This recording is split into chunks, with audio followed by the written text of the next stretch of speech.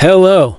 Today, General Hospital will reveal Maxie's descent into a deep coma became a haunting reality for everyone who loved her. From the very first days when her condition began to worsen, the doctors at General Hospital worked tirelessly to stabilize her fragile body, clinging to any possibility that she might rally.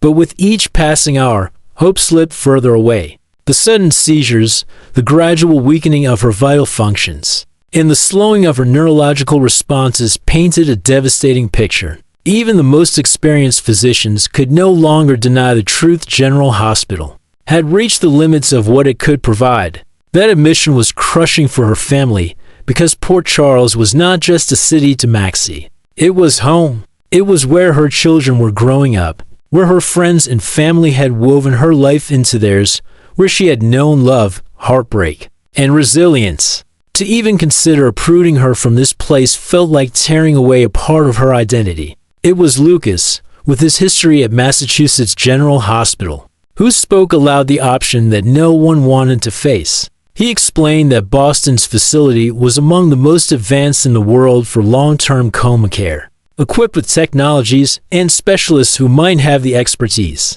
to guide Maxie back from the brink. His proposal, though rooted in sound medical logic, unsettled everyone in the room. Felicia recoiled at the thought of sending her daughter so far away, unable to be at her bedside whenever she needed. Mac felt robbed of the duty he had always carried to protect Maxie within his reach. And Spinelli, perhaps the most wounded of all, struggled with the unbearable thought of letting the woman he loved slip further from his grasp. In such a fragile state, yet beneath all of their fear and sorrow lay the undeniable truth. Massachusetts General represented the only path left, however uncertain and painful. The day of departure brought a silence more suffocating than any words could express. In Maxie's hospital room, the air was heavy with grief, punctuated only by the faint hum of machines and the occasional muffled sob. Spinelli sat closest to her, his fingers interlocked with hers, clinging desperately to the warmth still lingering in her hand.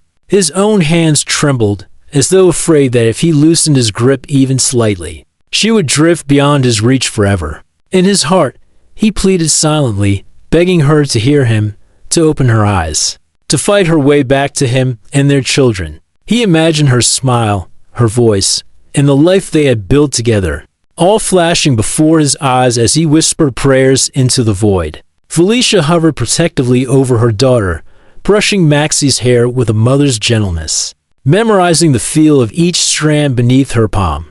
It was as if she wanted to preserve this moment, imprinting it onto her soul, just in case she would never again have the chance to touch her child in this way. Max stood near the foot of the bed, silent but visibly shattered, his eyes fixed on the floor while his mind wrestled with helplessness. His face was composed, but inside, his heart cracked with the weight of letting Maxie go without being able to shield her from what lay ahead. One by one, the others approached. Brooklyn, Lulu, and Cody each offered their presence, their farewells marked more by tears than words. Georgie clung to her mother's arm, whispering promises that she would wait for her, that she would be brave until Maxie returned. Then came James, carrying with him a piece of family legacy badge that once belonged to Nathan. It had been a symbol of strength and protection, something Maxie had passed to her son as a reminder of resilience in times of hardship. With solemn determination, James pressed the badge into his mother's palm, urging her to keep it with her as she fought this battle. It was his way of ensuring she wouldn't be alone, that Nathan's spirit would guard her when none of them could. The act was almost too much to bear. As James's small hand placed the badge in hers, the room seemed to collapse under the weight of emotion. Every pair of eyes filled with tears, every chest heaved with sobs that could no longer be contained. The gesture crystallized the painful truth. This journey to Boston was not simply a medical transfer. It carried the possibility of finality, a farewell that could mark the end of Maxie's chapter in Port Charles. In that instant, everyone present understood that they might be watching her leave not just the hospital, but their lives, with no certainty of her return. When Lucas finalized the paperwork, and the medical team began the process of transferring Maxie onto the stretcher for transport, The atmosphere in the hospital corridor became unbearably heavy. The rhythmic squeak of wheels rolling against the cold linoleum floor echoed like a mournful dirge, each sound a painful reminder that they were letting her go. Family and friends moved alongside the gurney, surrounding Maxie in a fragile circle of love and despair. Every step closer to the elevator tightened the knot in their chests. And when the elevator doors finally slid shut, the sharp metallic clang resounded like a cruel ending. In that instant,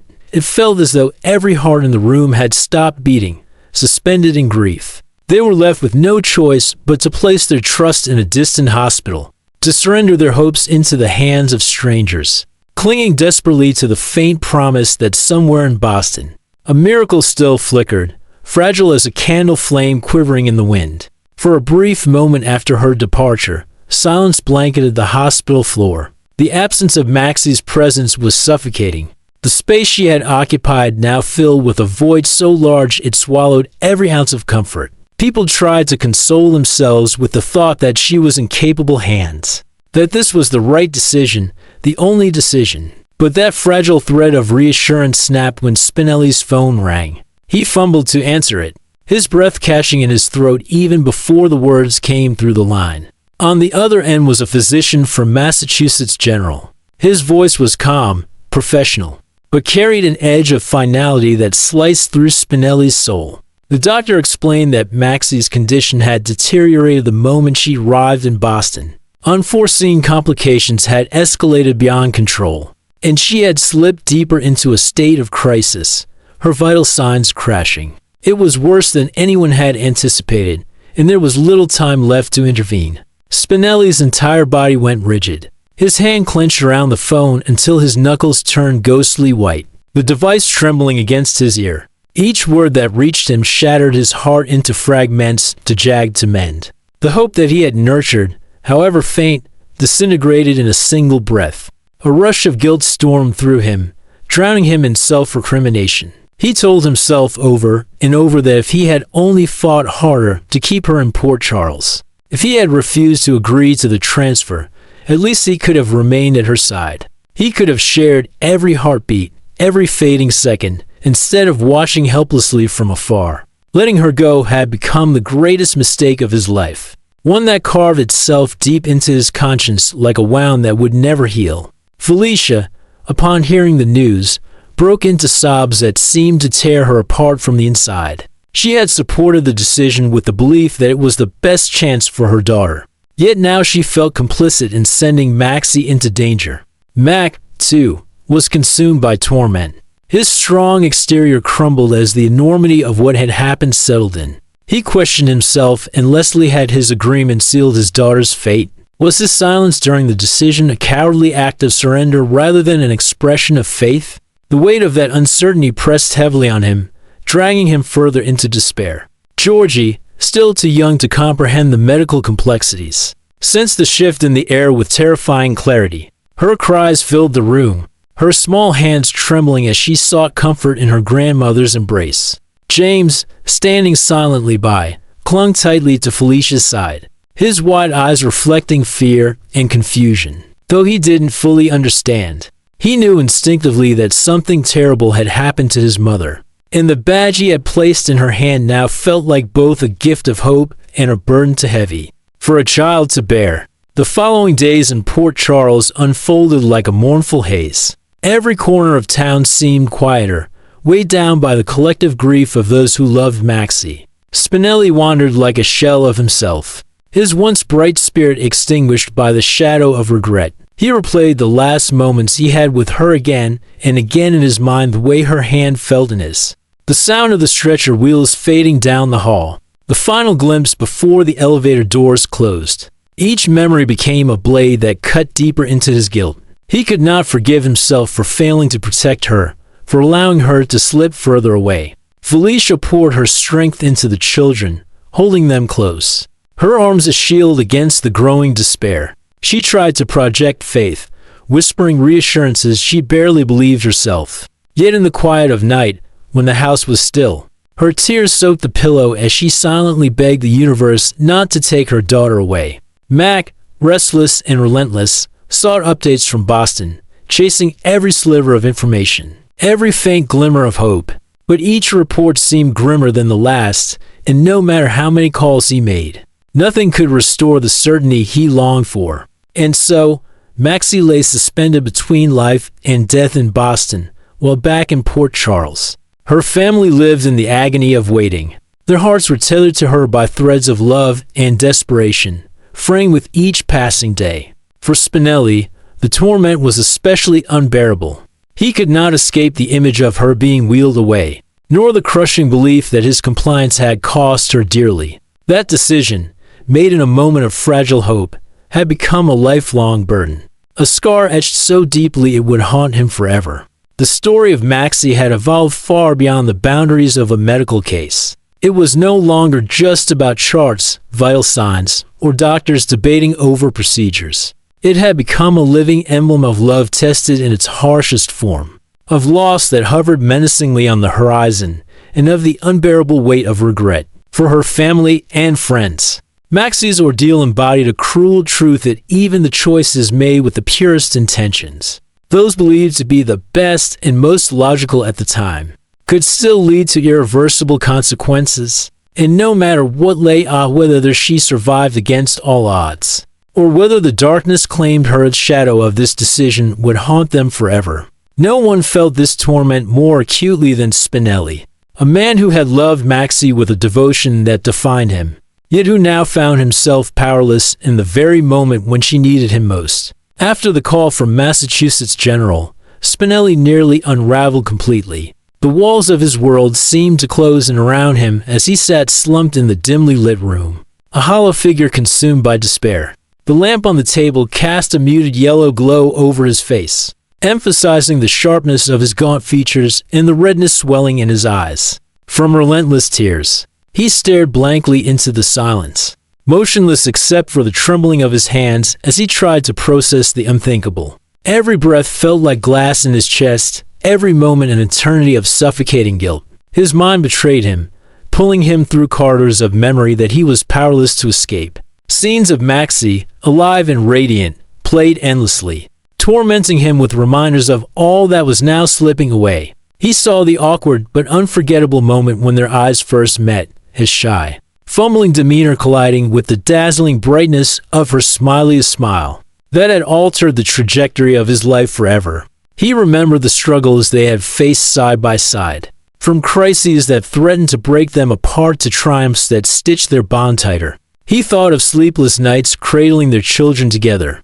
Maxie's exhaustion softened by the fierce tenderness she showed as a mother. He relived the quiet, ordinary evenings where laughter spilled through the walls of their home, where the chaos of the world melted away and only the comfort of their family remained. Each memory was vivid, flooding his senses like a cruel replay he could not turn off. He saw the tilt of her head when she teased him, the way her voice softened when she spoke to the children, the fire in her eyes when she fought for those she loved. These images should have brought solace, but instead they cut deeper into his grief, reminding him of all that he stood to lose. It was as though life itself was punishing him, forcing him to confront every beautiful moment only to contrast it against the harrowing present. The guilt clawed at him mercilessly. He whispered to himself that he should have fought harder, that he should have trusted his instincts rather than surrender to the logic of others. If he had insisted Maxie remain in Port Charles, then at least she would still be within reach. He could have sat by her bedside day and night, holding her hand, speaking to her, reminding her that she was not alone. Instead, he had agreed to the transfer, convinced himself that it was the best decision.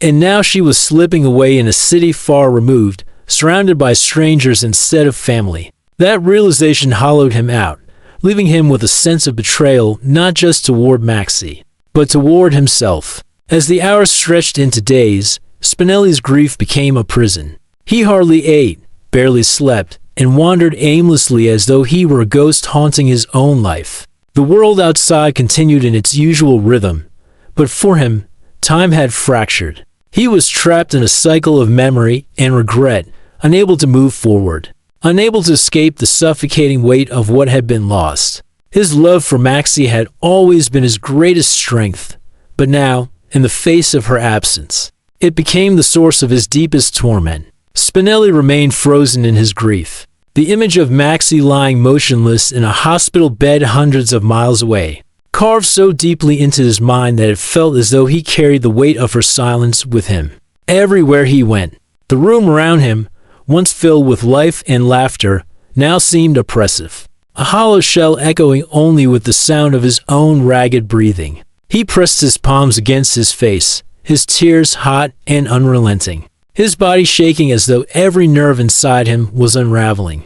The sobs that tore from his throat were not just expressions of sorrow, but of a man being consumed by the unshakable belief that he had betrayed the person he loved most. His mind circled back again and again to the decision that had led them here. He remembered the meeting with Lucas, the calm assurances, the insistence that Boston was the best place for Maxie. Spinelli had wanted to believe, had needed to believe that someone, somewhere, had an answer, a cure, a solution. But now, that fragile hope seemed like a cruel illusion, one he had grasped tightly. He whispered to himself, "I should have kept her here. I should have fought. I should have never let them take her from me." Each repetition felt like a punishment, a mantra of guilt that carved its way deeper into his soul. Everywhere he looked, reminders of Maxie haunted him. Her coat still draped across the chair, the perfume lingering on the fabric like an echo of her presence. A pair of shoes rested neatly by the bed,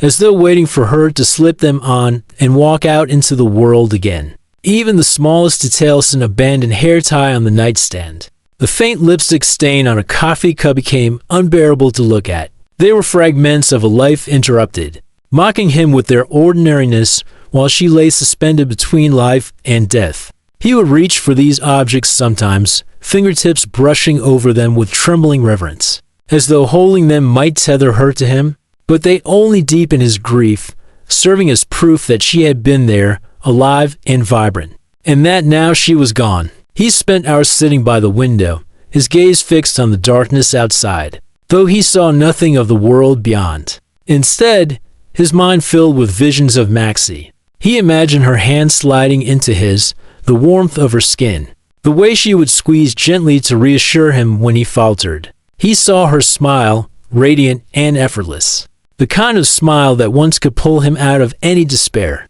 He heard her laughter in his head, the sound like music, a melody that had once filled his life with joy. These imaginings were both his comfort and his torment. For a few fleeting seconds, he could pretend she was still there, still alive and well, still within his reach. But inevitably, the illusion would shatter, and reality would crush him again, reminding him that she lay unconscious in a sterile hospital room, her life hanging by the thinnest of threads. The weight of his broken promise pressed down on him like a physical burden. He had vowed to protect her, to stand by her side no matter the circumstances. And now that vow felt shattered. He told himself he had failed her. Then, agreeing to the transfer, he had abandoned her to strangers, left her to fight the most critical battle of her life without him there to hold her hand. The self-recrimination was endless, gnawing at his heart until every beat was laced with pain. Nights became his greatest torment. He would lie in bed, but sleep refused to come. Instead, he drifted between waking and dreaming, haunted by visions of Maxie. Sometimes he saw her walking toward him, her eyes bright, her smile wide, only for her image to dissolve into smoke before she could reach him.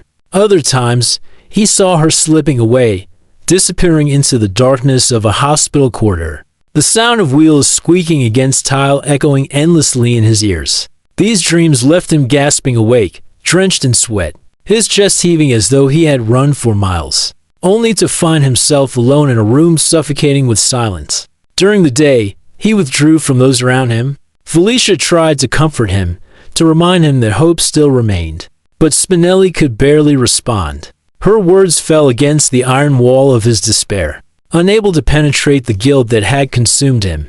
Mac tried to be strong for everyone, making calls, seeking updates from Boston. But Spinelli barely listened, convinced that every update would only bring more bad news. Georgie and James, sensing the heaviness in the air, clung to Felicia for reassurance, their innocent faces carrying the confusion and fear that no child should ever have to bear. Spinelli drifted through these days like a ghost, detached from everything but his memories of Maxie. He replayed the milestones of their relationship as though clinging to them could keep her alive. Their first kiss, awkward but unforgettable, the day they first held Georgie in their arms. The family outings filled with laughter, even the arguments that had ended with forgiveness and stronger love. Each memory was a thread, and he grasped at them desperately, trying to weave them into a net that could hold her to this world. But no matter how hard he clung, he could not shake the dread that he was losing her. The thought that he might never see her eyes open again, never hear her laugh, never feel her hand in his, was unbearable. It hollowed him out, left him with nothing but sorrow and regret. He prayed endlessly, his words tumbling into the void. He begged for a miracle, not for himself, but for Maxie, for one more chance to see her awaken, to apologize, to promise her that he would never again let her face the darkness alone. He swore silently that if she returned to him, he would never falter again, never doubt, never let go. But as the days stretched on, the uncertainty remained. The family was suspended in a limbo of waiting. Each phone call from Boston both feared and longed for, each update a dagger of anxiety. For Spinelli, the guilt and despair became companions he could not shake. Companions that shadowed his every step, whispered in every silence, and reminded him ceaselessly that one choice might have cost him the woman he loved most.